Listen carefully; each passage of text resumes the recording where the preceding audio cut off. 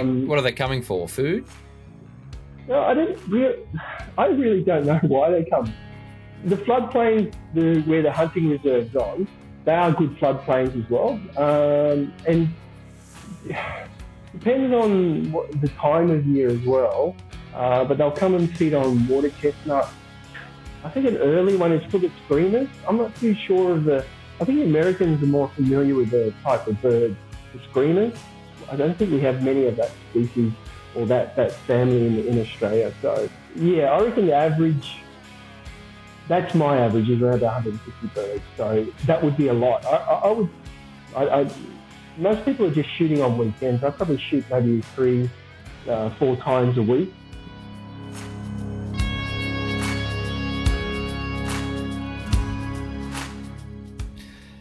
Welcome back to another episode, Accurate Hunts, A Life Outdoors. And tonight, or today I should say, we have David Roberts with us. Thanks for joining us, Dave. Oh, it's a pleasure. Thanks for having me. No worries. And Dave comes from a little old town up north called Darwin, and he's living just outside of Darwin, but he runs a group called Darwin Goose Hunters. Is that correct? Yeah, that's right. Yeah. Darwin Goose Hunters, yeah. And it's something for us guys down south, our bird hunting sort of season is under threat, and especially those in Melbourne and what's happening down there. And you guys just seem to be having a ball up there, and it's about to kick off again. Yeah, that's right. We've been really lucky in the Northern Territory, and look, Darwin is a special place when it comes to hunting. As you know, you've spent a bit of time up in the Northern Territory. Everybody hunts. Everybody hunts up here. Everybody loves hunting. We don't have those. I guess the pressures from the anti groups like you guys do down south. So yeah, we're about to kick off a Magpie Goose season. And that's is it 26? I think you said, or the 25th. So yep. They always started on a Wednesday midweek. I think that leaves a bit of pressure because everybody wants to start the season off. So if they started it on the weekend, it'd be too many people. So they normally started off on Wednesday.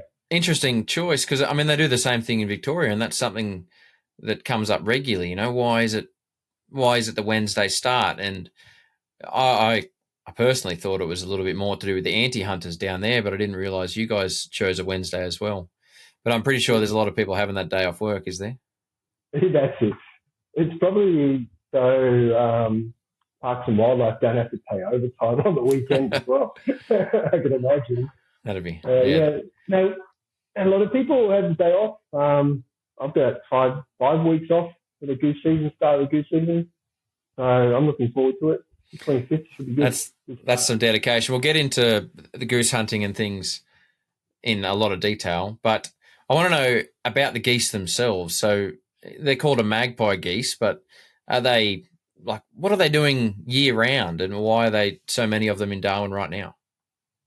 Yeah, no, it's really interesting. They're not in Darwin all the time. They don't sit in Darwin all year round, so they move around, go out to the nesting sites, and there's nesting sites over to the east of Darwin, near the Adelaide River, going over to Kakadu and places like that.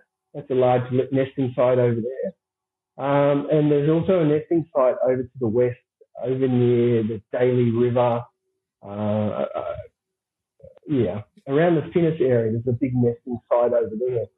You don't see any magpie goose in Darwin for the whole dry season, and it's a real change of the seasons, and you can mark when the dry season, the wet season's coming, and you see the cycles of Darwin, and one of those cycles going from the dry season to the build-up are the magpie geese arriving in Darwin.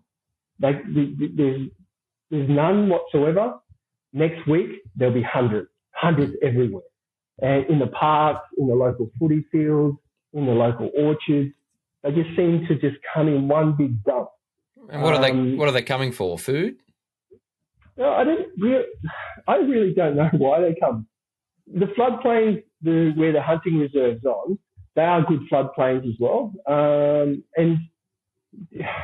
depending on the time of year as well, but they'll come and feed on water chestnut. And they have a big problem of magpie geese going into the mango orchards as well. There's a big cull program as well to get rid of them out of the mango orchards. They do quite a bit of damage, so I'm not a great fan of it. I haven't really participated in any of the cull hunts up there in the mango farms. I prefer to chase the birds and understand the bird and move around. And, it would be good fun. Don't get me wrong, you would probably get a lot of birds for the freezer. But I prefer chasing them around Darwin area, around the local hunting reserves. And we're really lucky.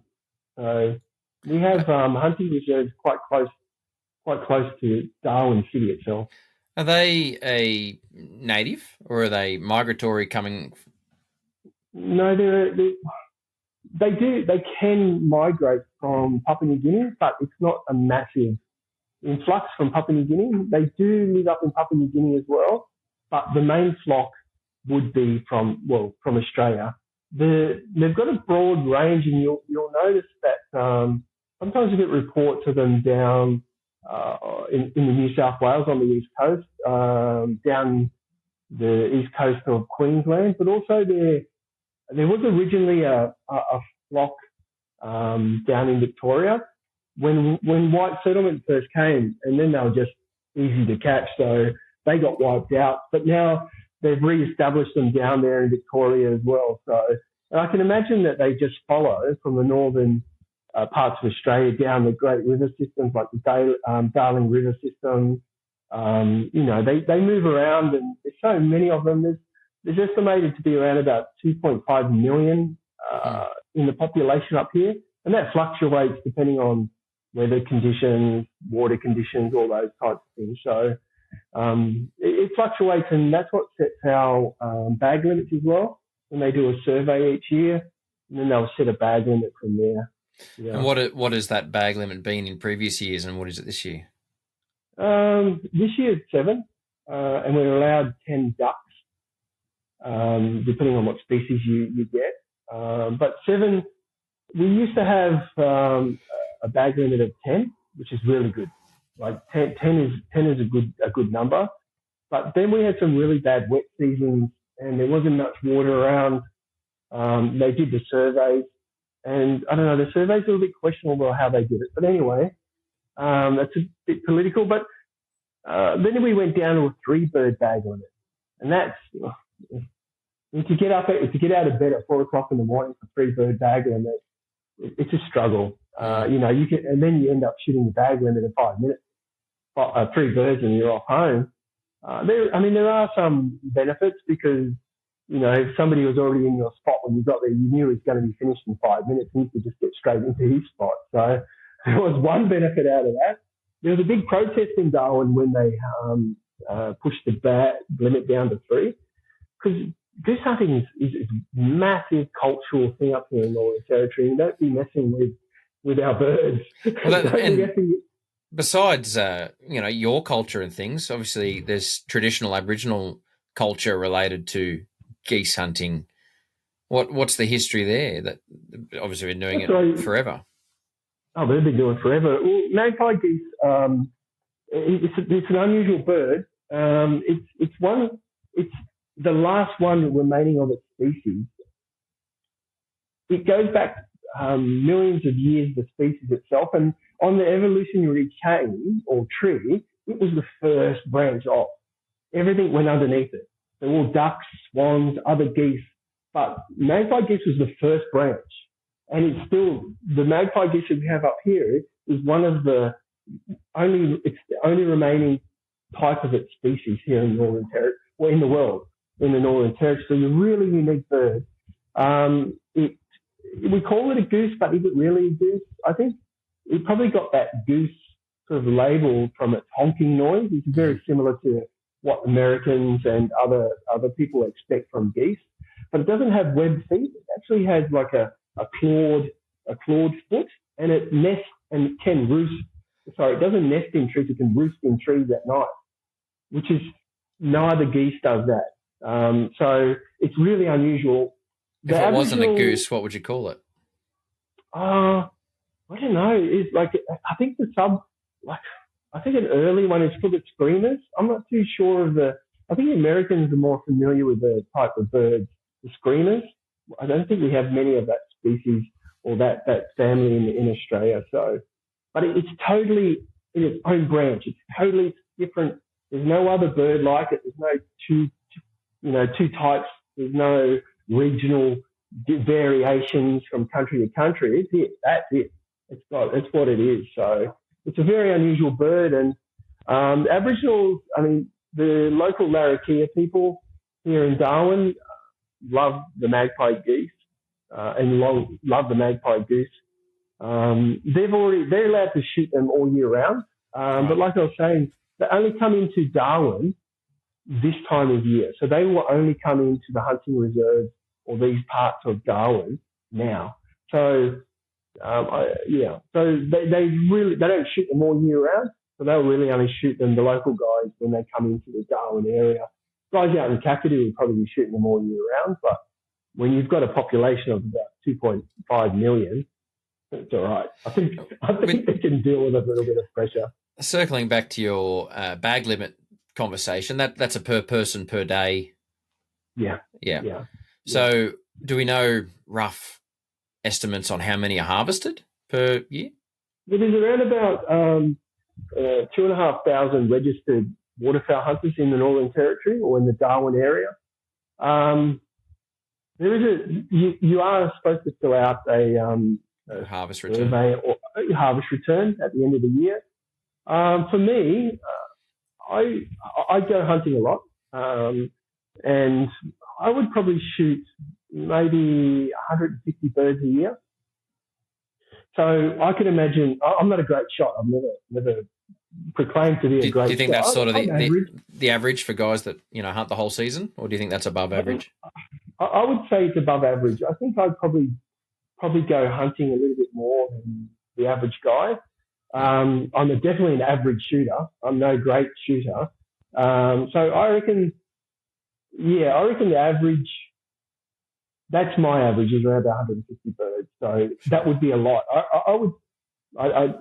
Most people are just shooting on weekends. I probably shoot maybe 3-4 times a week. Mm-hmm. Lucky enough, I can do it before work. And that's what's good about Darwin. You can get down and do a hunt and make it into work and do a full day's work as well.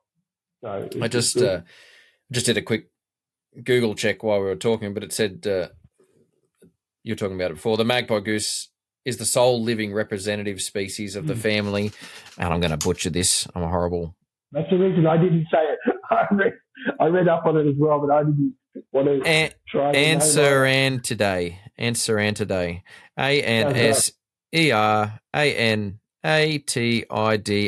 Now, don't ask me to spell it ever again. But and I'll just do a quick Google at some point about how many do we think are harvested each year. But it's refreshing to hear that you guys are really getting into it, and as a city, it has this real culture around it. And it is. It really is. And we talk about places in Europe and other places which have a food culture. And it really is. It's a food culture up here, and it's a wild harvest food culture. And when goose season's coming, it's the first. You have the dry season where fishing is okay, you can still get a reef fishing, but goose season is the first step from dry season going into the build up, and people start to talk about goose hunting. Everybody goose hunts up here. It's amazing the diversity of people on my page. You can get from every nationality. Darwin is a very multicultural place. We have a very big Greek population up here. They love hunting. Obviously, we have an Aboriginal population, one of the biggest in Australia up here. We have English or Anglo-Saxon. We love our hunting up here. You have a very big Chinese, Asian population up here. They're all into it. And you get a whole diverse range of ages as well. And you might more typically think, hunting people, men between 18 to 45 or something. But I get young girls on my page. I get families on my page. People stop you in the street. If they know you're a goose hunter and one of your friends, they'll stop you in the street and ask if you have any geese, or what are you doing in goose season. You're a goose hunter. They're like, well, what's happening? Are you going to get some goose? Have you got any spare stuff? Because you can't buy it. There's one company what sells it, the Motlot family, the AFL football players. But anyway, they've got a license. The Aboriginal family up here, and they've got a license to sell it. And it's a bit expensive. It's like $50 a bird, and normally they run it through like a wild harvest place in South Australia. Mm-hmm. And $50 a bird is right. But other than that, you have to go get it yourself. You can't barter. You can't buy it. You can't sell it. There's not many foods like that left in the world. No, and look, it's a real, like I said, I think, like I said, we talk about Europe and their food cultures. I think it's probably one of the only real food cultures left in Australia where, you know, a time of year comes, the harvest comes, birds come in, people get their freezers full and eat it for the rest of the year, you know. I love it. I really, that's one of the main things I love about the Magpie Geese.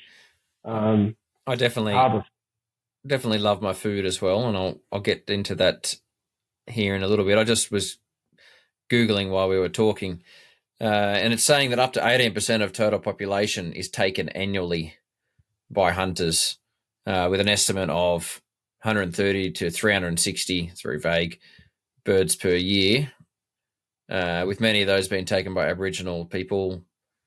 It's considered sustainable. The estimated take by hunters during the hunting season is around 60,000. Overestimation. Yeah, well, that's 2009. That might have been when you're at low, 3 per person. Mm-hmm. And then it's saying another estimate here is 50 to 150 per year. So, yeah, right. And contributing approximately 1.2 million to 2 million to the Northern Territory's economy each season. Yeah, and I think it could do more, and really that's one of the things I try and push on the page is people coming up to shoot up here in the Territory, and I've had a lot of messages and people asking from down south come over to the Northern Territory. They want to shoot because I think they get that pressure from the lobbyist groups and the activists down there in the south, and they want to come up to a place where they're unharassed. And they can enjoy their hunting, and so Northern Territory offers that. And I think that it's a very big fishing culture up here, but I think that hunting could not overtake it, but complement. Be on par. Yeah, it will be the seasons, a different season. Barramundi season. You had the waterfowl season, and it just links up, and it'll be great for tourism. And as you know, hunters spend money. Hunters spend money. That's true. There's a meme that goes around. It said the average person spends X amount on their hobby per year, and there's a picture of a hunter in the corner. Like, are you kidding? Like, don't tell my wife.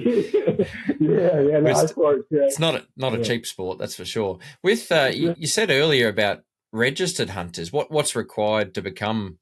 Is there a bird identification like a whitfowl, like our whit test we have down here, or not? No, we don't have any of that. You just need to apply online. They do have, enough literature for bird identification, but there's no test like you guys have down south. And you can apply online as well, and you can get a permit for I think 5 years, 6 years, or something. It used to be back in the day. You used to have to get your permit every year. Right. Is it a bit of a cost much? No, I think it's like about maybe $25 a year or something. Yeah. It's not expensive. Yeah. And but sorry, go ahead. Sorry. And you said you could shoot ducks as well. What sort of ducks are you harvesting? Our main ducks up here. I'm not much of a duck hunter. A lot of my friends are right. I'm a zero duck hunter. So. Yeah. Okay. Well, that's it. Well, you're with me then. And sometimes I think I'm a goose hunter because they're slower, but they're surprisingly fast. But a lot of my friends get into duck hunting, and if there's ducks around, I'll have a go. And our main species that we get up here would be the whistling duck, and there's two types of whistling duck: the plumed and the wandering. Most of the ones that I would see would be the wandering whistling duck. They're really small, small, fast birds. You can't call them in because they've got a whistle, so you can't really call them in. We do get black ducks up here. That would probably be the next main bird that you would see. We also get hardheads as well, but I've shot a few of those, and I don't see a lot of them.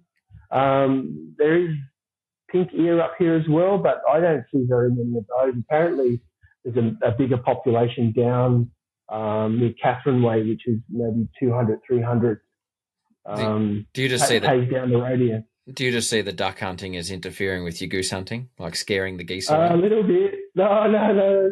They normally run really fast, really early, and so I'll have a go because they come over in hundreds sometimes. If you're in the right spot, they'll come over in waves and waves and waves, and you're like, oh, I'll have a go. The reason, one of the main reasons I don't really like getting them sometimes is we've got a lot of long grass up here, and so if you drop them in the long grass, sometimes they can be hard to find, and so I don't sort of like chasing them in there. And if you drop them in the water, and we've got a bit of a crocodile problem up here as well, so I'm not a great fan, but I'll have a go. But we'll see this year. Are the crocs tuned in to the hunters? Do they know that hunting creates dead things for them to eat, whether it be carcasses and frames? And it's a big topic up here, and I think a lot of people from down south and around Australia talk about, that's the first thing on their mind when they think about the Northern Territory. There's crocs up here, and one of our main hunting reserves, Harrison Dam. There's the dam, open floodplain, which is around about maybe 800 metres long, and then the river behind the floodplain is Adelaide River, and that's where they do the jumping crocodiles.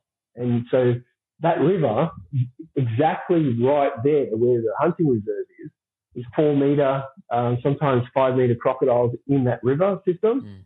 And we have Harrison Dam, and it runs off down to a place called Beatrice Lagoon. And that Beatrice Lagoon, it sort of runs into the Adelaide River. So you've got to be wary of some places like the Beatrice Lagoon. I like shooting there because there's less people down there. But there is a croc trap in Harrison Dam. I've tried to get the numbers of how many crocs actually pulled out of there, and I'd love to get it on my page how many crocs have been pulled out of there, or when was the last one out of that trap. I've seen one croc in there before, but that was way pre-season. But so the rangers are actively trying to get rid of crocs because that floodplain will come up high and it'd be easy enough for a crocodile to drop in there. But you've got other places like Shoal Bay, which is it's back straight onto an open estuary, straight into the salt water near Darwin. So that has massive potentials of crocodiles in there as well. And you got Lamble's Lagoon. There's always crocodiles everywhere in the Northern Territory in any waterway, but probably less chance of one being up there in the Lamble's Lagoon area. But the point you was asking about, do they associate it with animals and dead things? Okay, the way I look at it, I'm no croc expert. Don't take what I say as any advice on what you should do with crocodiles. Don't. But what I've observed and the way I look at it is that, start of the year, before there's any shooters, the crocodiles are pretty skittish as well. They ain't just like, they hear a few gunshots going, they're going to go, this is not cool. I'm not going to hang around with all these gunshots going on. So they'll move out of the area pretty fast, I think. And then once that happens, then I think they will move and disperse from the area. And if it's a constant, every morning, every afternoon, bang, bang, bang, bang, bang, bang, I think that I'm not really keen on this spot. So I'm going to move on. In all the years I've been shooting, I've seen one crocodile outside of the season, and I've been I don't know how many have seen me. Probably a lot more have seen me, but I haven't had any trouble with crocodiles. But I take a few precautions. You try and avoid areas that they like, the launching areas, deep water, going into those types of areas. I take some risks I shouldn't take as well. I know I'll get a lot of criticism out of it, some of the things I'll say, but I'm telling you plain simple what I do. And, I'd try and take in a pole as well to try and, if I'm shooting up near the water, I will sort of poke around the water in front of me, just in case one is sitting there. It's not foolproof, but at least it's something. We also run dogs as well, retrieving dogs, and I'll probably get a lot of criticism of this as well. And one of the main reasons is because of the crocodiles. Look, in my Labrador is a working dog, and I love him, but I also love my legs at the end of the day. So I won't put him into any undue extra risk. I only send him into areas which I think there's no crocodiles, but there'll be an opportunity for him to get a bird safely. But it's also nice to not go in the water. Yeah. Yeah, no, I understand what you're saying there without being too blunt about it. But the reason I ask, so there's some places in the States where the hunting happens for elk and things like that. The bears are that attuned to it that as soon as they hear a gunshot, they come running because they know that's a dinner bell. The other thing is community. A lot of the hunting I did over there was 2 or 3 ridges away from community, like a 2-day horse ride.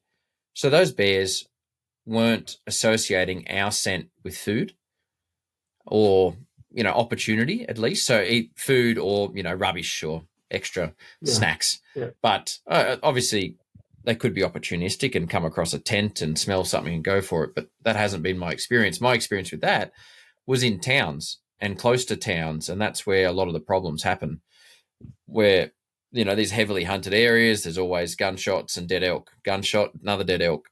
And they just put 2 and 2 together. I wasn't sure if the crocodiles had done similar, but hopefully not. No. We and look, one of the things I look for, so if I am in the water, I'll go up into the water because I try as hard as I can to retrieve every single bird.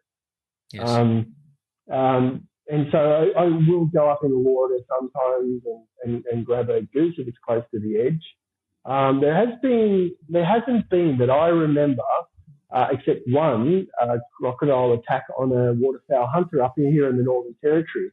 I've only been living up here for 17 years, so I don't have the full range.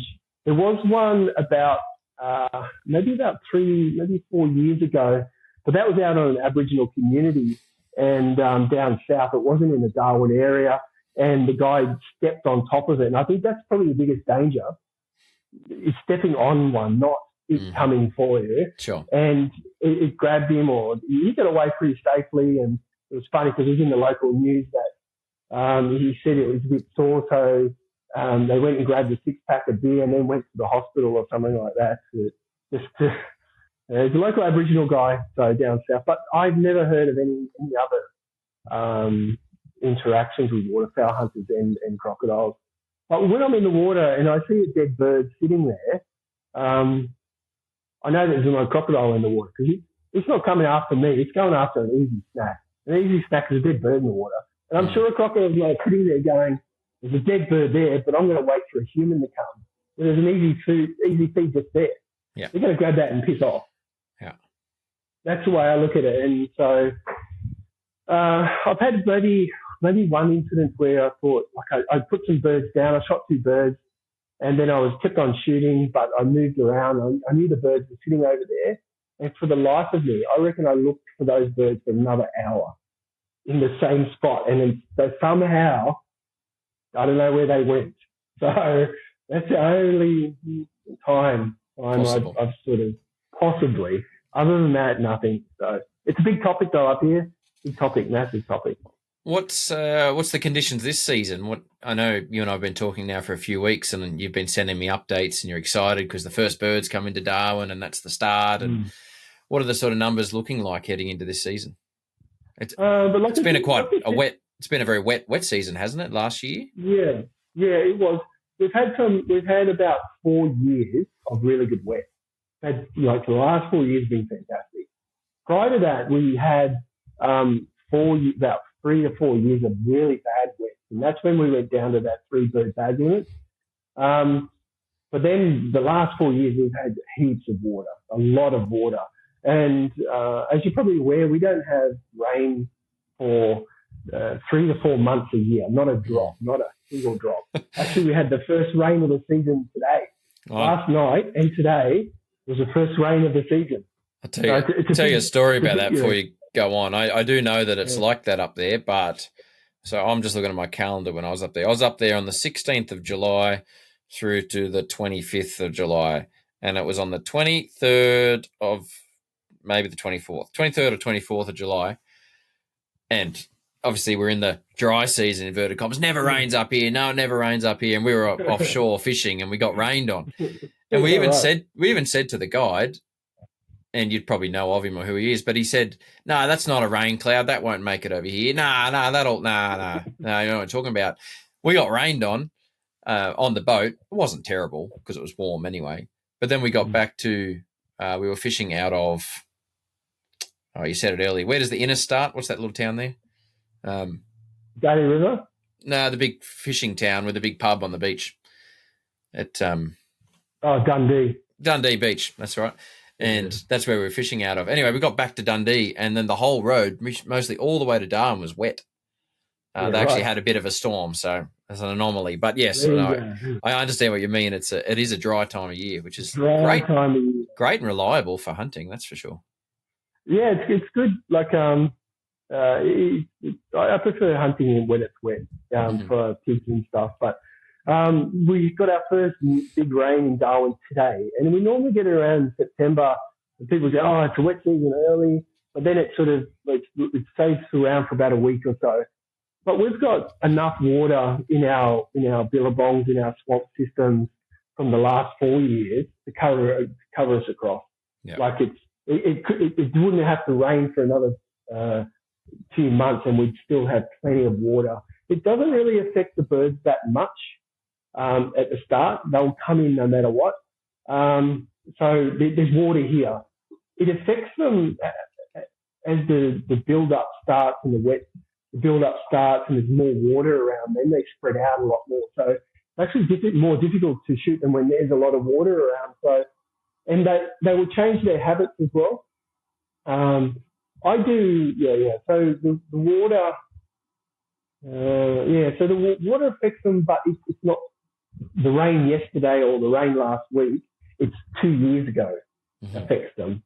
Yeah, so not the current storms. No. That affects the track because the tracks up here, you can get on that mud plain, on that black mud that you get on the flood plains. And it doesn't matter what tire you've got on, doesn't matter what car you've got, that's it, you're bombed. And it's a hazard. Probably a bigger hazard more than anything up here with south. I see that in your updates when you were telling people how to access some of these, spots of land, and you were saying that track's good, but stay on the high side, or it gets pretty rutted. Yeah. No, it's really important. Really important. It's one of the main reasons I started my Facebook page, because I remember lying in bed going, I wonder what that track's like when it's raining, because you can hear the rain coming, and you're like, I wonder what it's like. And you go on the bomb and you can see it go over the hunting reserves, and you're like, I haven't been for a week. I wonder what that track's like. So it's one of the main reasons I started that Facebook page, is so people could, be more right. Because you can be 40 minutes out of Darwin on a track and you won't see anybody for days. You could be bogged, and it's the heat up here, and you get heat stroke and you're bogged. Man, it's dangerous. And you're not that far out of Darwin, so it's really, you have to be self-reliant up here. Do you have reception out there? Most places we do, but it doesn't matter. The closest place here is Shoal Bay, and I would say half of it would have phone reception. Harrison Gam's pretty good. The tracks can be a bit dodgy, but Shoal Bay is the dodgiest place. It's for the tracks over there. So yeah. In one of our conversations, you spoke about some of the gear you've got. I just want to run through. You're talking about decoys and the Field and Game, was it? Bought a pallet load and you ended up with some of them, but they're hard to come by or non-existent? Yeah, they're really hard to come by. It happened, I'm thinking it's like 8 years ago, maybe even a bit longer. And they're called FUDs, fold-up decoys. They're from America. They're pretty good. And it's really just like a photograph of the bird. And they fold up. They're easy to carry around, easy to deploy. They're pretty durable as well. But I think, I got a few when they first came out. But now it's getting harder and harder because I rang up the company or I emailed them and said, can I get a few more of these? And tell them on my Facebook page, and they said, you have to buy a pallet. And I couldn't move a pallet. No. But the thing is with decoys, I don't know. Like I'm not overly excited. I've got them and I'll use them. But I think they're more for me than the birds. Mm-hmm. And do they come down? Not maybe. But the way we hunt for magpie geese up here, we look for flight paths because that's probably our most important way of locating them and trying to bring them or to harvest them is to look at their flight paths. And so it means there's a lot of legwork. You've got to find where they're going, and it changes from year to year. It changes from different parts of the season as well. Looking for that perfect flight path. There are some sort of main flight paths that you can sort of guarantee in, and Harrison Dam is one of them. It's one of the most popular places to hunt. So decoys, am I sold on them? I guess so, because I bought a whole heap of them, and when they come up on Marketplace, I jump straight on them. Are you shooting them as they're passing over you or coming to land? I know there's a bit of and feel free to talk to this or poo-poo it, but this is anecdotal because I'm not a duck hunter. There's a bit of a gentlemanly rule where you don't shoot them on the water. You've got to shoot them either when they're coming in or like, is that a law or is it just a... No, it's not a law. It's like you said, it's just a fair chase type thing. It's a fair chase, but look, I'll get a lot of criticism for this. I will, but look, I'm out to harvest birds, okay? And if they're sitting on the water, with no hunters around, like there's no hunters around, I will shoot them. I'll shoot them on the water. Am I going to wait for them to get on the wing? I'm not an aristocrat who sits around. It's not a sport. It's not a sport for me. Yeah, it's protein shopping. It's a harvest. And I try and do it with as little fuss as possible, burning up as less fuel as possible, with most respect to the animal as possible. So you're right. And a lot of people do, I need to shoot on the wing. And good on them. Good on them. But here nor there for me. From a hunting point of view, it's a similar conversation, especially in the trophy hunting side of things, but bedded animals. So I would 10 out of 10 times shoot a bedded animal if the opportunity presented, because they're calm. They're generally facing away from you because you've come in from behind. And you need to understand anatomy and how things get squished up and where to aim. But at least if you shoot them and it's not the amazing shot you wanted it to be, which happens, again, the same with on the water, they then try and fly and you get another shot. Whereas, a bedded animal, and that stirs some people up that they will wait until the animal stands up to shoot it. And you could be waiting hours or you could make noise. I know a lot of the pig hunting guys will shoot, they always shoot boars that are in a wallow or bedded on the side of a creek, and there's no issue with that. But from a deer hunting point of view, it's definitely a little bit of a frowned upon thing. Yeah, it is. I think it's even more like, a lot of duck hunters, they'll like I said, I'll get a lot of criticism. But hey, look, I'm telling you how I do it. And good luck for other people who do it their way. I do it my way. So, well, for those people, we are interviewing David Roberts, not them. So we're hearing about your story. That's it. That's exactly right. So you also put up on the page today, and we'll tell people at the end what the page is called. They can jump across. But you put up some blinds that you'd made. Is that something new for you, or are you just trying a different option?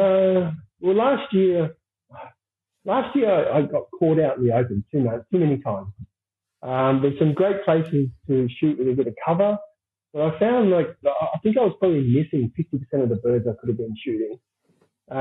So this year I really, and I love how the Americans do their blinds, and they've got, you see their portable hides. They've got cookers, they've got lounges, they've got beds, they've got TVs. They jump up and shoot. Mine's not like that, don't get me wrong.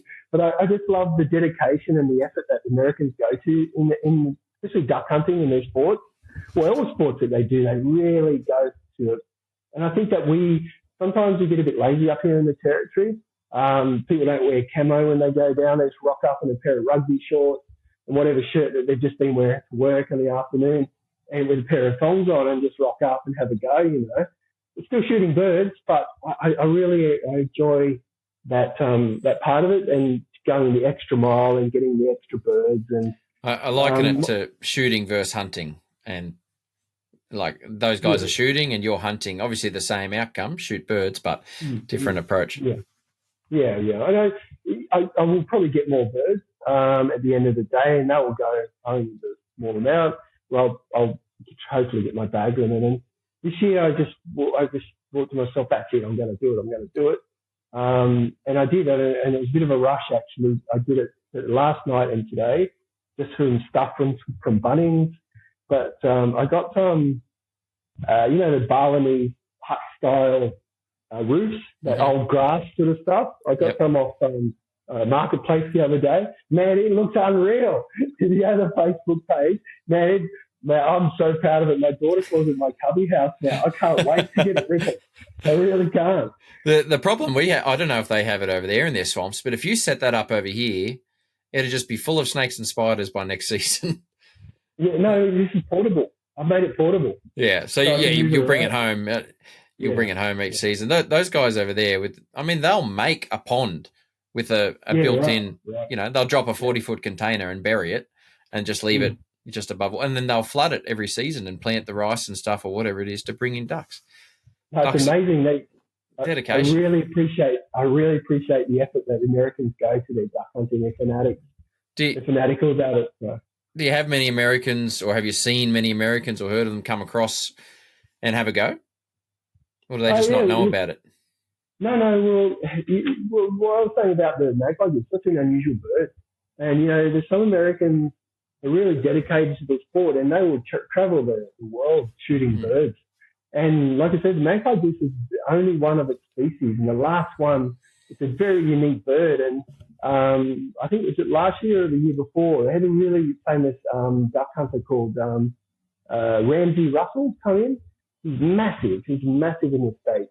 He's got something like 500,000 followers or something, And so he came and shot a few birds here. And ever since then, I get messages from Americans now wanting to come over to Australia. And it comes back to the point where I really think that Northern Territory could capitalise on tourism and getting that American market. As you know, it's a high valued market as well, and they like spending money, and they go to a lot of effort. And I've had, I think even just alone this season, maybe I would say about maybe 6 inquiries of people. Where can I do this? What can I? You see, they're disappointed because we don't have outfitters for waterfowl. That was my next question. Yeah, is there no one guiding that? Nobody guiding, because I don't think you're allowed to guide on the public hunting reserve. So you'd have to do it. You can shoot magpie geese on public or private land. So that's the only way you could do it. So I think if they did it out of Arnhem Land or some buff hunters put it together. But the tricky part is it's still buff season now. So, right. I mean, it's sort of the buff hunters and the guides are out buff hunting. Yeah. So there would be an option for this late season buffalo stuff to add it on and then do a joint thing, because we always come back that way on the way through to Darwin to fly out. Yeah. So it'd be a good option to add on. Oh, it would be fantastic. But really the laws don't allow it. I really think we're missing out on an opportunity, especially even, in the local Larrakia, people could get they could get their outfitting and guiding together, and it's another, it could be another part of their culture that they could share with overseas tourists. I know who I'd be employing as a guide. Yeah, right. Yeah. I wish. I'm too busy at work, mate. I'm too busy at work as it is. I just do this on my time off, and it would be, I think, a really interesting concept and a real bonus for NT tourism. Absolutely great bonus. Talking about the Americans and obviously envying, their setup and that, they've also got a lot of funding going into conservation and, preserving the legacy and the heritage of what they're doing. Is that something you see up there? I mean, with it being free access basically and open slather and not a lot of finance coming from it, is there any, finances going into conservation, or is it even necessary? The biggest threat is not the hunters to the magpie goose population. Actually, the threat is to saltwater incursion into their nesting sites. This is the biggest problem. So it's a land management thing, and mostly out near that Kakadu area, and buffaloes have a problem, part of that problem. So conservation itself, like not hunters, and it's a very small hunting population up here. When you consider around about 2,500 hunters, not very big. You're not going to get that much money out of them for major projects. And national parks up here, NT National Parks, do the compliance and the maintenance of the hunting reserves. There is, if you come up, just like any national park up here, if you're outside of the Northern Territory resident, you have to pay a fee as well. It's just like going to Kakadu. You have to pay a fee if you're a non-resident. So that's only started in the last, I reckon maybe last 2 years. I've noticed that happening. So do you have to be with, as an interstater on that topic, do you have to be with? So correct me if I'm wrong. I'm pretty sure that if you want to hunt Litchfield, which is public land access for buffalo hunting and pigs, hunting. Yep. Through that program, you need to be with a resident. That's right. So is that a safety issue? No, I just think I think it's got to do with, we finally got the ability to shoot buffalo, because you can't get a permit to shoot buffalo up here as just a regular person. I know you can, if you're on your own property, but that's not issued by the government, that permit. So backcountry hunting was the first opportunity for, I guess, your regular just Darwinite or NT guy to actually shoot a buffalo on public land. And it also helped out Litchfield National Park and in the culling process. So, but what I think it was so there wasn't a big influx of people down south coming up and shooting the buffalo or maxing out the renting or doing the lease on the land, the booking. I think that, and so they didn't want all southerners coming up, maximising their bookings, and then it wouldn't be an opportunity for Northern Territorians to go and shoot buffalo. And I think that was the only reason. You don't have to be with a resident up here. It's always good to go with a resident because it maximises your choices and chances. And knowing the tracks, like I said, the tracks are a bit dodgy up here. I'm always happy to help people out up here.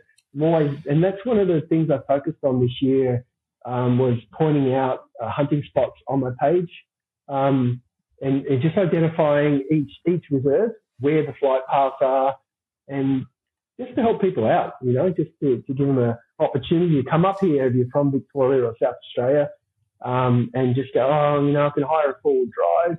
Yeah, I can go in this place. It's nice and easy. You can, as you know, hunting's about you go in and have a look at a little sniff around, and then come back the next year and you go, I'll go here. That's what hunting's all about. Just having a little bit of a push in, having a look around, and I think that would be a great opportunity for, like I said, the Northern Territory to really develop something like that up here. Has there been any pushback from the more traditional hunters about your openness about that? Like, I feel like there's a couple of fellas in mind that I'm picturing who, on the state forest pages and things like that are starting to shoot deer successfully and say, hey, I shot this deer there. And that's stirring people up because, you can't give away their spots. And just one example, one person I'm talking about, and he's listening, he'll know who I'm talking about. But he said, I can give you the GPS coordinates that I shot that deer in, and you will never shoot a deer there.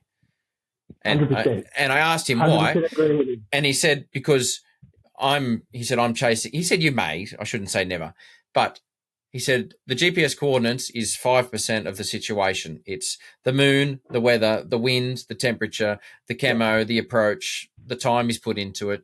All these other things play into it. And then luck. They've got to be there. Deer's a little bit different because we're not chasing migration like you guys are, but there's definitely a lot of blowback from people being annoyed about him giving out spots. And yeah, obviously, are you copying some of that too? Look, I 100% agree with the way he thinks, because people are lazy. You can give them the best spot, and they ain't go. They like, oh yeah, we'll go there, we'll do this, and they never go. You know, like I'm out having a go, and the birds will move. Look, I can give them one spot. It's going to change next season. Yeah, it has worked in the past, but it might not work this season. It's going to change next week. It'll change. You have to move around.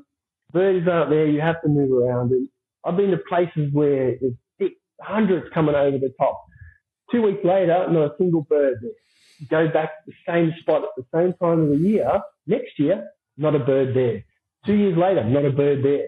But then they're back again. And it's like, you've really got to move around. You've got to do your work. And what I did was I gave people starting points on where to go, but the legwork is up to them. They really have to do their work. And I get more pushback from the guys I hunt with, because every time we go out, they're like, make sure you don't put it on your page. Make sure you don't put it on your page.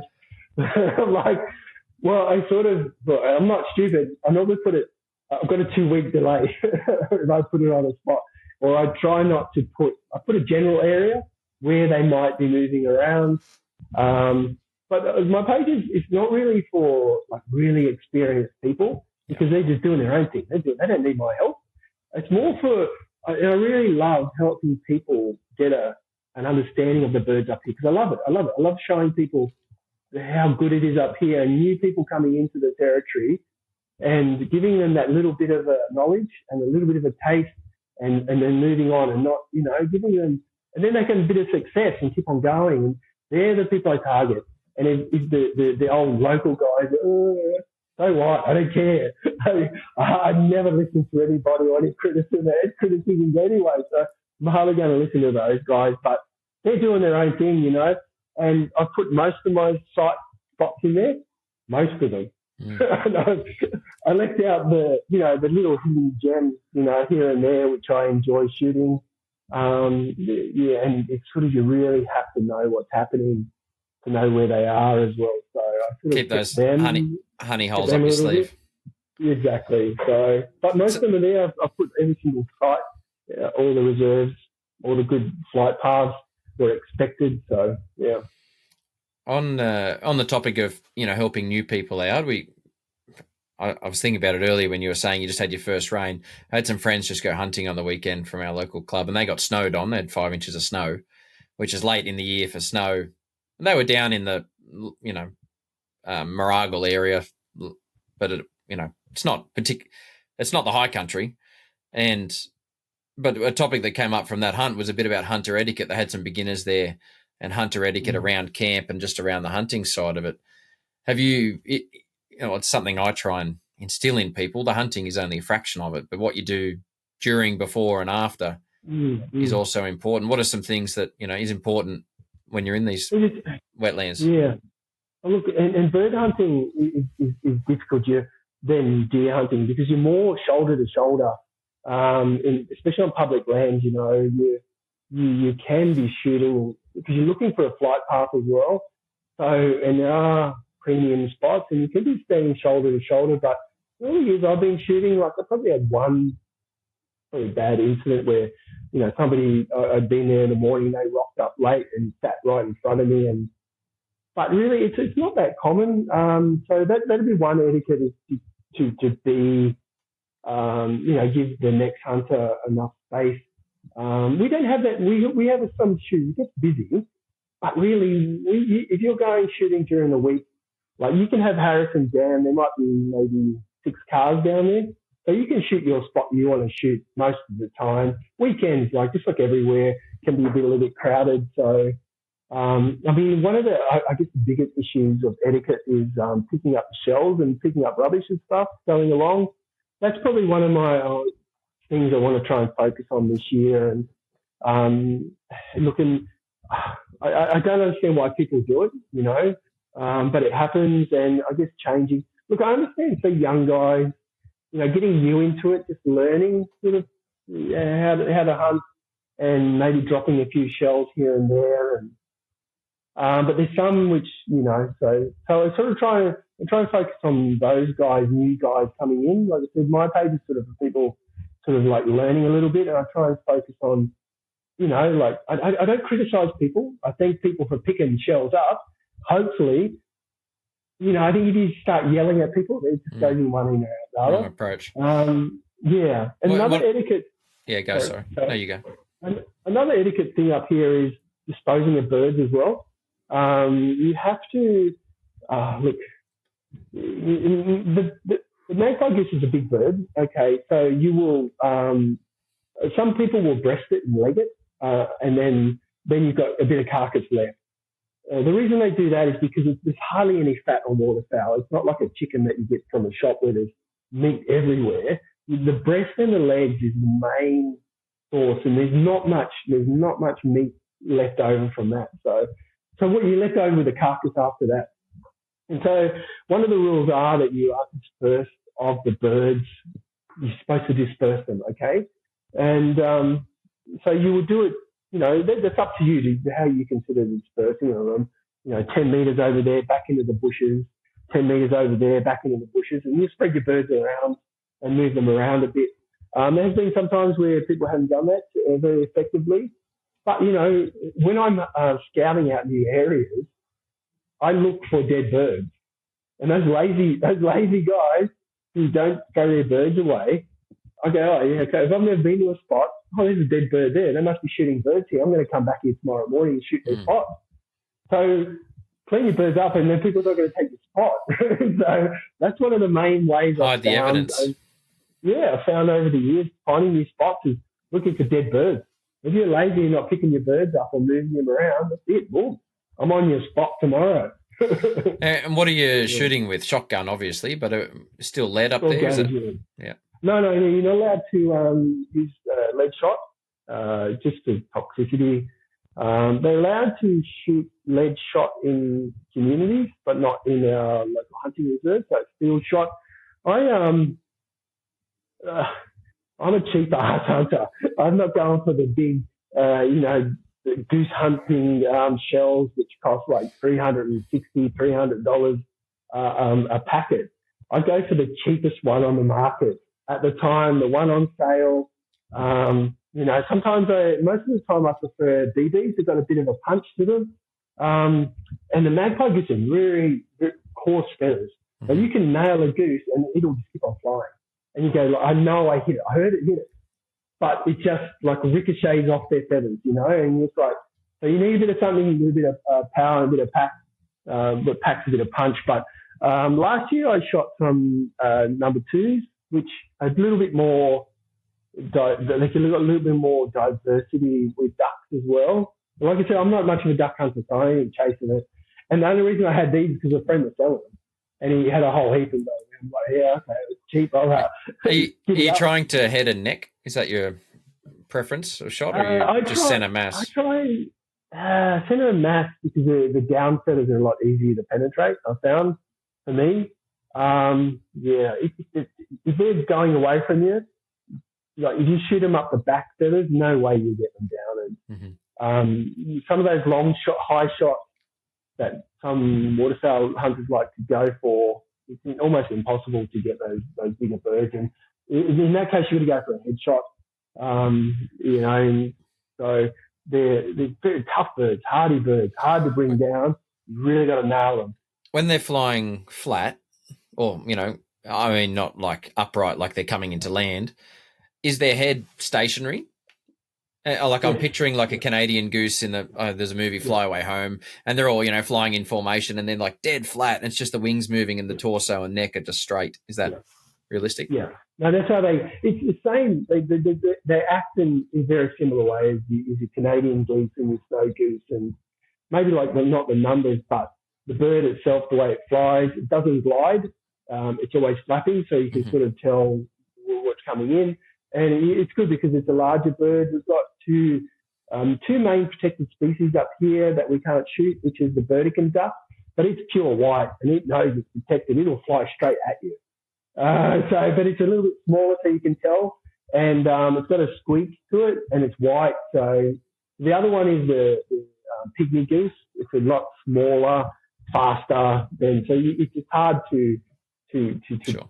Obvious difference. So, yeah. So bird identification is pretty easy up here in that respect for protected species to the old magpie goose. Yeah.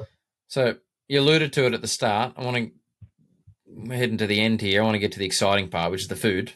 What are we doing with it? You're saying breasting and legging. How much meat are you getting off? I got to stop you there first because all the local guys, Aboriginal local guys, if I don't mention it, they'll come for me. They love the wings. You should be plucking it. You should be plucking the whole bird, tipping the whole bird, splitting it down the middle, popping it open, and putting it on the hot coal fire. That's how they do it. That's how they've done it for thousands of years. I've seen them do it with a what's the other one to get we can't shoot it, but the local fellas can. It's a tall bird out. It's like a curlew. It's like a big curlew. Yeah, tall. So I've seen them do it with that, and they just throw the whole thing on the fire, feathers and all. That's it. There you go. Yeah, they call it like a dinosaur bird for some reason. I don't know. Yeah. I've got a funny story because a friend of mine, he said that because he had a wife and they were out in the floodplains coming back from somewhere. And they shot this bird, put it in the back of the car, and they're massive birds. They're like small eagles. They're like little. They're massive. Anyway, and apparently they had knocked it out, and it came back alive in the back of the car. So I haven't eaten them, but geez, it would have been an event, let me tell you. So have you plucked one? I pluck them. They're a lot of work and really coarse feathers as well. But I advocate that you should be plucking them so I don't get a lot of flack off the local guys. But man, you know if you're shooting in an Aboriginal spot because you will see feathers everywhere. So that's when the locals have been shooting in that spot, feathers, they would do it, and they're hardcore. They will pluck all day long. The way I do it mostly is breasting. You can do it. It's like a waterfowl. It's a heavily worked meat. So you either got to flash it really fast, fry it really fast, or cook it for 8 hours, 9 hours. Right. So different parts of the goose are better for some things. The legs I would take off and put in the slow cooker for 8 hours, and then even let it sit overnight, and then reheat it again the next morning, and just the meat comes off, falls off the bone. But the way I prefer to eat it, two ways. One is with schnitzels, because you can bash it out and tenderize the breast. Mm-hmm.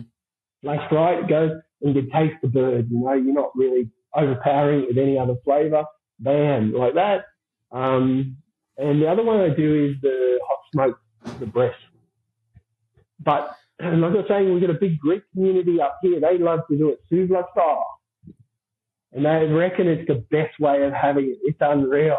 They just sit it on the charcoal, turn it around. If you see a Greek guy up here in the Northern Territory hunting geese, he's taking it home for Suvla.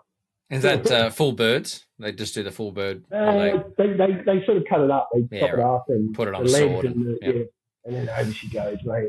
They love it. Yep. They love it. And quantity-wise, I'm picturing a large chicken breast being similar to a goose breast, or you think they're a bit bigger? Per bird, I reckon you're probably getting around about, it's a big breast. It's a big breast. I reckon you probably get about maybe 3.5 kilos, maybe. Of 3 meat? kilos at least. Yeah. Wow. Yeah. It's a big bird. It's maybe 3, I think it's 3, 2.5. just for reference, because I like my charcoal chicken, most charcoal chickens you get from charcoal chicken are 1.7 to 1.9, it's called.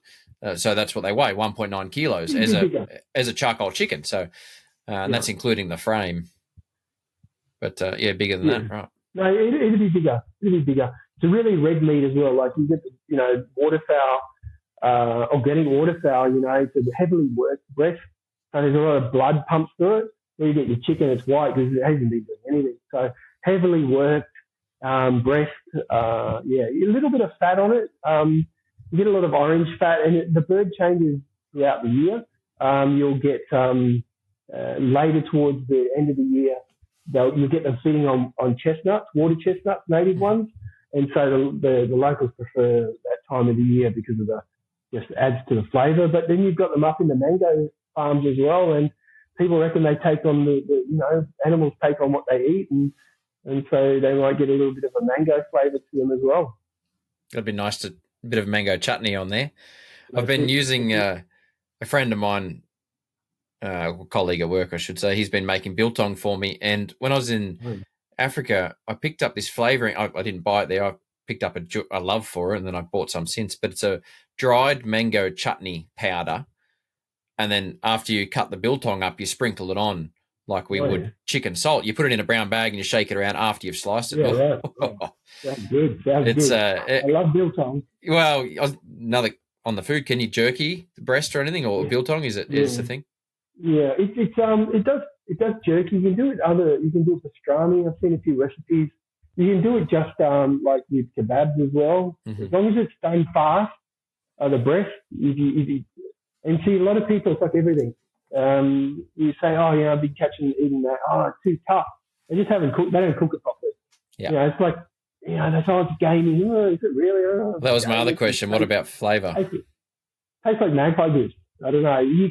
I actually smell things different rather than taste something different. I can smell a Magpie Goose, and that's how I recognise it. Like venison, or I smell. It's not gamey, but there's also ways around that. Soaking in milk, all those types of things, and it's just like in a schnitzel. I've never had anybody say I do not like that. That doesn't taste good. I've always had people say it's ripper.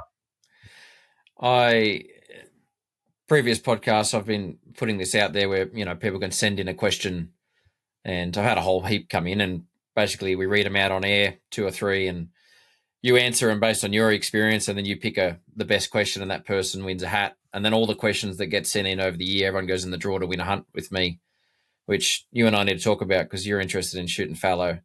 I'm interested in shooting geese. So I'll just going through my phone here, pulling up the list of questions because I know you're a hunter as well, outside of just, you're not just a goose, not just a goose hunter. And I'll add hunter there. I won't just say goose. Is that a Freudian slip or what? yeah, I did it on purpose. Yeah. I'm just trying to find. There's no duck specific ones, that's for sure, or goose specific. That's a good question, but not for this one. No, that's a female related one. Right, here we go. This is from Ian Kelly. What was the most important thing you learnt in the first year of hunting, and what do you wish you had learnt in the first year of hunting? So what's your hunting background? When did you start as a kid? I actually come from a fishing background. I was in the fishing industry for quite some time, and that led off into how many years? Maybe 10 years, mostly out at Lord Howe Island, fishing, and then I got into. I'm still in the industry, but not really. So when I came up to the Northern Territory, I sort of changed from fishing, and then I got introduced to waterfowl hunting that way, and hunting more into it. But my wife's from New Zealand, and her father, they come from the Taupo area, and her father loves his hunting, loves it, and I've done a bit of deer hunting there. And so mostly I've done it in New Zealand, and we've helicoptered into a few places. I haven't done any in Australia at all, except up here in the Northern Territory. So I mostly travel to New Zealand. I love it, going over there. So I've shot a few fallow, but what we chase mostly over in Taupo are the sika deer.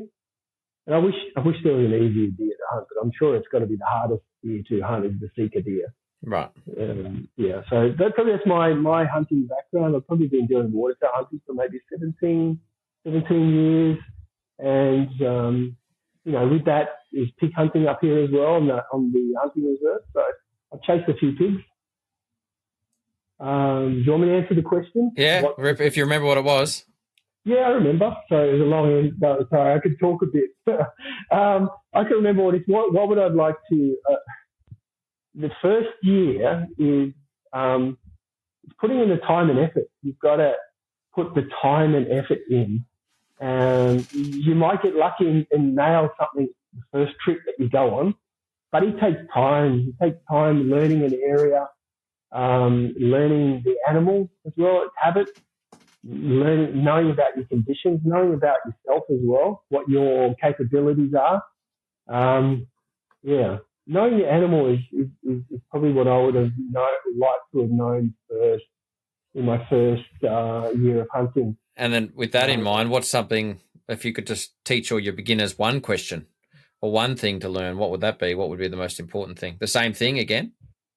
Same thing again, but I think I would put a bit more time on the range as well.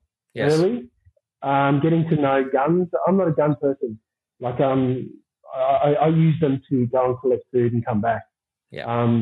But I know that understand the value of them and understanding a well-placed shot now, and especially doing long range or in scrub as well. Having a well-placed shot and the ability to have so I would have spent more time in the range earlier as I started. It's a good point, and people that listen regularly will probably get sick of me drumming on about this, but I think with our current hunting system we have here in New South Wales, the majority of people coming into the sport as newbies are heading towards the R licence system on public land, and they spend a lot of time learning how to hunt, not as much time learning how to shoot.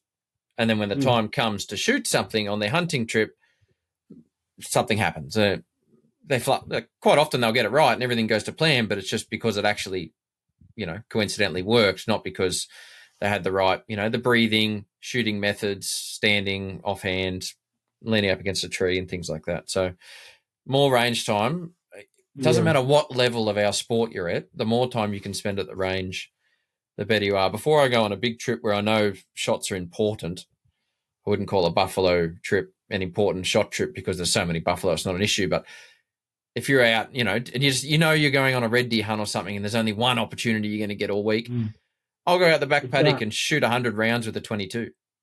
Yeah, it just counts. It's just confidence just before. So that was the first one. That was from Ian. Second one from Dallas Newson. For Southern Australia, he's excluding buffalo. I won't know why. We'll get onto this in a second. For Southern Australia, what is your favourite calibre or cartridge for normal species, goats, pigs, deer? In your personal collection, what rifle do you like the most and always seem to pick up first? I've only got 2 guns. That's it, which is pretty unusual for a hunter. I'm sure you've probably got a good collection. I'm sure everybody listening have got massive collections.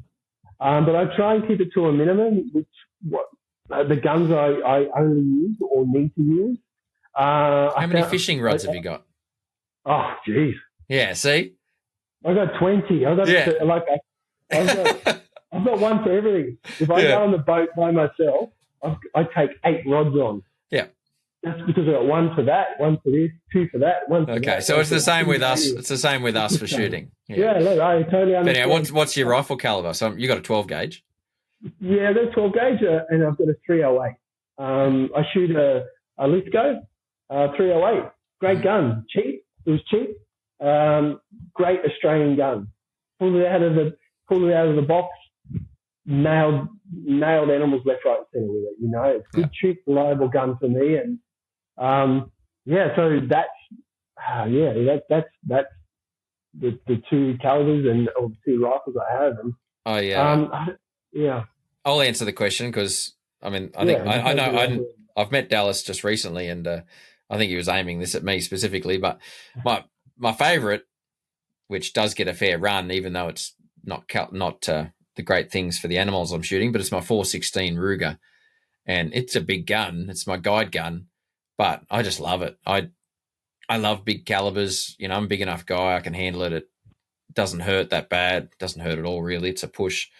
And I've shot buffalo with it, pigs with it. I've shot rabbit with it. I've shot deer with it, goats.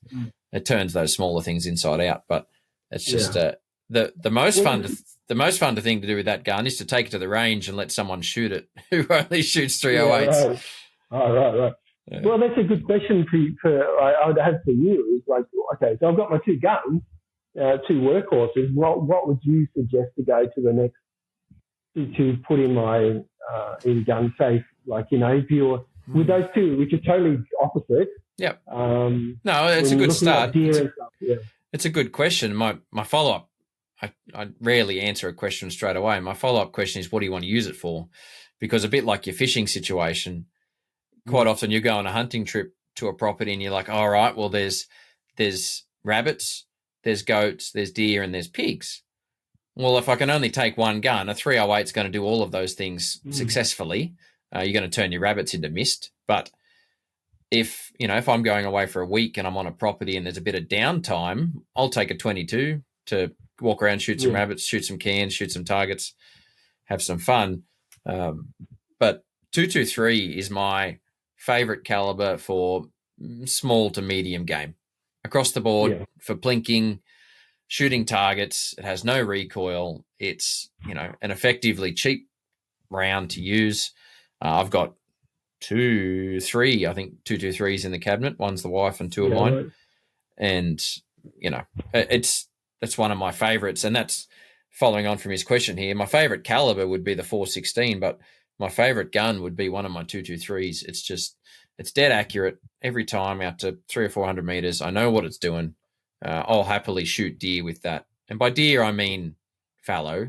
I'm not talking sambar and reds, but the majority of my local hunting is fallow. So I'll take that because I know I can head and neck shot, all day, every day, out the window. It's not a hunting rifle. It's pretty heavy. It's a, my spotlighting rig, or, I'll take it on a hunt, but it's a heavier setup. So that's my answer to your question and Dallas's. I think 223 should be in everyone's. But in saying that, I love guns, and I really think everyone in the country should own a 22, for that practice, irrelevant whether it's, you've got a 416, a 308, or a 223 as well. I think the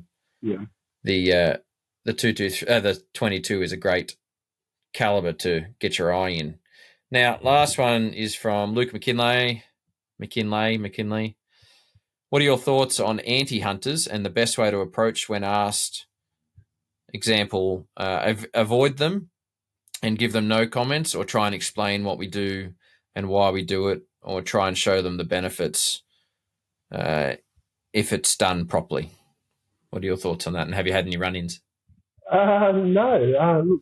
We don't have people wading in water. I've never seen an anti-waterfowler, anti-gun person up here in the Northern Territory, so I really haven't had to deal with it. On the page a few times, but really not that much at all. So, and to explain it to them, I don't think you're going to change their minds. Like, I really don't. You're better off. They'll feed off you and just criticize. You're not going to change their minds. I like staying in my own lane. That's their choice. It's my choice. It's better. Yeah. I don't try and change people's minds. It's what it is. What about through food? Have you introduced many people to game meats through waterfowl, or through venison? My family, like my wife's family, have always been hunters. Like I was saying, from New Zealand. My kids have always grown up hunting up here in the Northern Territory. I don't really know people who don't hunt or don't go fishing, or I'm just trying to think. Well, I don't know them very well anyway. Or maybe you don't want to be friends with them. No, that's a good point. No, I don't come into that realm, you know. I have a slightly different take on it. I think it's our job as ambassadors for the sport to understand what we do and be able to vocalize what we do confidently. And you can obviously do that. I want to say I probably nearly go out of my way to create the conversation sometimes on purpose, because I don't want to call it confrontation, but I like educational discussion from both sides. Yeah.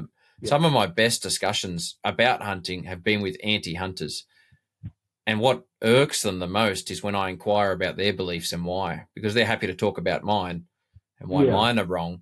But I just want to know, and there's one in particular I think about, and I mean, he's a politician in the anti-hunting side of it, and he refused to come on air, but we had a phone call. And I asked him, I was like, at what point in your life did you decide that every animal is amazing and you must save every animal in the world? And he had he said, I was 6 and my dog got run over by a car and it was traumatic and we tried to save it and it was nearly cut in half and we didn't. And at that point, then I knew that, I was going to value every animal's life. And I was like, okay, well, now I understand where you're coming from. I can then tailor my conversation to that. And he really didn't know what to talk about after that. But I've done it. Yeah, it's interesting. I've done a few interviews on ABC radio, which can be dangerous, as you can imagine, around goose season and stuff. Yep. And the commentator did drop one on me one time, like, oh, what about, how do you feel when you shoot this majestic animal? And I'm like, oh, wait a minute, here we go. And I said, look, I respect the bird. I go out and collect it. I sit around the table with my whole family and talk about that bird and how we hunted it, and we respect it. Who does that with a chicken they buy from the local supermarket? That's about it. That's about all the argument I've got. Yeah, no one does. Everyone just eats their $10 chicken. That's it. We know where it comes from. We know where it comes from. We'll tidy up these 3 questions, and then I want to ask you one more before we sort of head off. But so you had 3 questions there. First year of hunting, how do you approach anti-hunters, and caliber and gun choice? You have to pick one person out of that, or one question that you thought that you enjoyed. And then they win a hat. No, I enjoyed the first one. First years. First years, because it's important, man. Like, those first years are important. You either, you start a lifetime of journey, experiences, and it's amazing. The journey. You would have been on a few good journeys in your life. Oh yeah, from hunting. I've had some fun. That question came from Ian Kelly. So Ian, you win a hat. I'll reach out to you and we'll organise to send that over to you. As you can, I don't know if everyone can see. We had matching hats on. I jumped on and Dave was in his NT hat, so I went and got mine. We're not going to say what it says, but it's just a great advertising slogan. One other thing on the geese thing, can you get them taxidermied? Can you get them mounted? No, you can't. No, it's that not bugs me. It's not within the permit. They're an ugly looking bird anyway, mate. Yeah, but you're Americans that you were saying that travel the world just to shoot.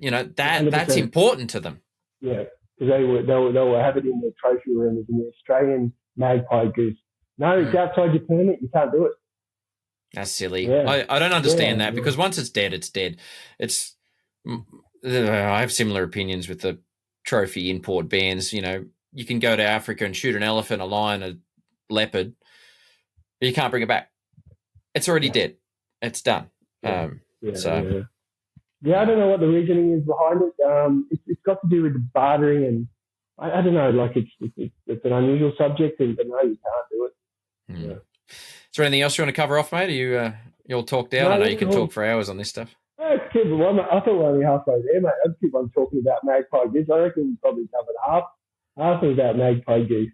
Oh, well, let's do a wrap up at the end of the season. Sounds good. Sounds good to me. The season's about to start next Wednesday. What's the date on that? Because this will 25th. Yeah, 25th. Sorry. Oh, yeah. On the 25th.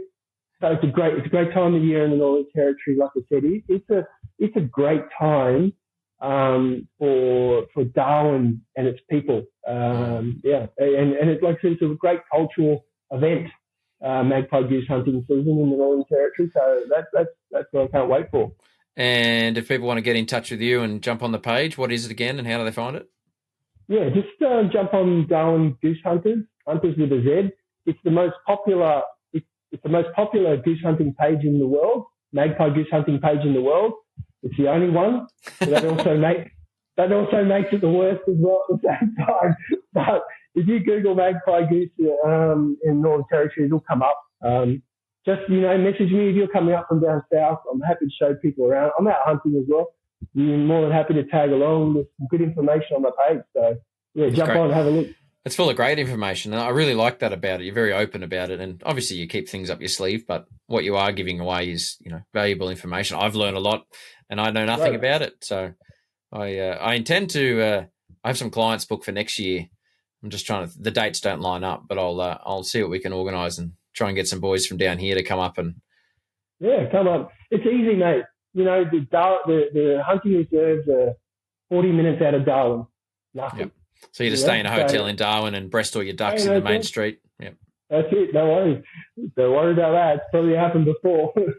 Yeah, I don't doubt it. I've eaten where was I? I was in Seattle staying at a hostel on one of my journeys in between, and I went and bought a mud crab, big Dungeness crab, from the market, and this thing was amazing, delicious and huge. And I'm sitting in the hostel smashing this cooked crab, and there's a guy in there who didn't speak much English, just pointing at the sign on the door that says, no food. And I'm there like covered in crab, and the room smells like crab. But I've done worse things in hotels. It's better to ask for forgiveness and permission. Well, I didn't, I just say, mate, no English. That's it. Thanks for joining me, mate. It's been a pleasure. I've enjoyed learning. I hope everyone has too. Jump on the page and say hello to Dave, and look forward to catching up with you in the future. We need to talk about that fallow hunt. Yeah, it sounds good. I really appreciate your time today. It's been fun. It has been. Well, everyone, bye for now, and we'll talk soon.